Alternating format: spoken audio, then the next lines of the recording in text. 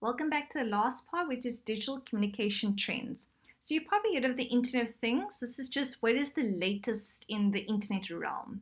So any device that can be connected to the Internet is part of the Internet of Things. It can be a home appliance, anything that you can actually think of. And also they've included here is wearable technology that can connect to our sort of like Fitbits or also medical technology as well. Anything you can wear, anything that's out there is all part of what's kind of emerging in the Internet of Things.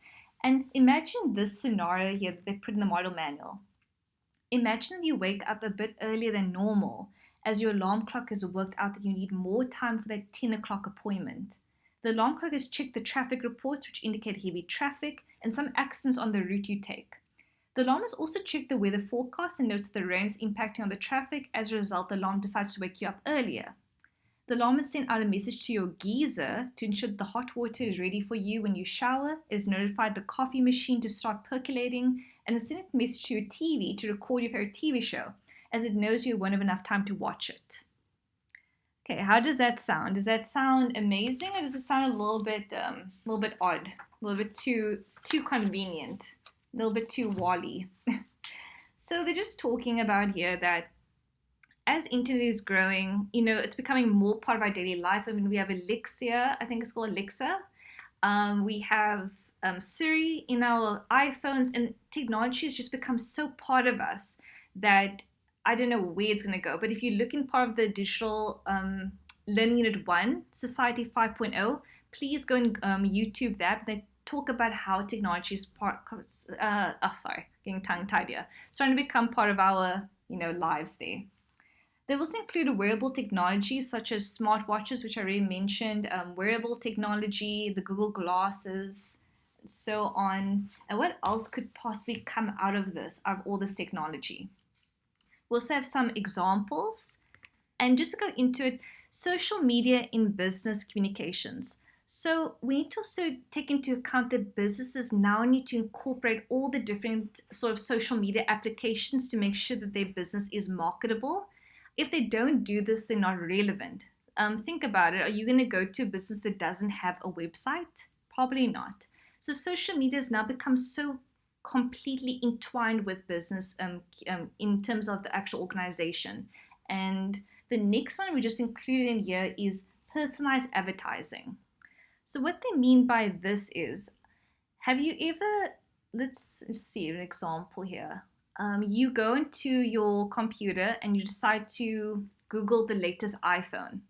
Okay, you see it's got some good specs out there, all this sort of thing. Then you go into Facebook and you see an ad for the latest iPhone. It's only 20,000 Rand. And then you're like, okay, I'm done on Facebook. I mean, that's kind of odd. I was just looking at this website and now I have an ad for the iPhone. I'm going to go into Instagram, and then you see all these different technology ads. You kind of feel like you're being stalked in a way. Where's all this different ads popping up, and how do they know what I'm Googling? So we call this personalized advertising. It's when the actual, Facebook, and they're all tracking you in terms of what exactly could be tailored to you. And if they keep bombarding you with ads, you're more likely to buy the product or the service. So that's the idea behind that. So when you're seeing all these ads, don't think of it, this is a sign, I should definitely get this new shoe, I should definitely get this new technology. It's just targeted advertising. They know that you've been looking at this, they've been tracking the cookies and the sort of crumbs that you've left there, and they put on the different applications that you have there. Because Facebook and Instagram, I think, are part of the same company. And then lastly is interactive chat box. So if you're on a website, you'll probably notice a little thing coming up saying, would you like some help? And you're just thinking it's a robot, it's not really going to do anything, it's not really going to help me. But you might be surprised that if you type in there, this is what I need, it'll most likely answer you back and help you get to where you need to be. And it's a very far cry from where we used to come from, where this thing could just, you type in a question and then it'll just say, here's the number, call the store. But nowadays it's going to be very interactive, which is part of the artificial intelligence that's just emerged there. Other things they've put in here is the sort of jump that medical technology has, and that you can have laser machines operate surgeries, all those sort of things that happen there. Okay, we have completed Learning Unit 3. Please see your lesson plan and complete the VC Learn textbook activities. And remember, write down any notes you don't understand, and you can tell your lecturer about it. See you next time. Bye-bye.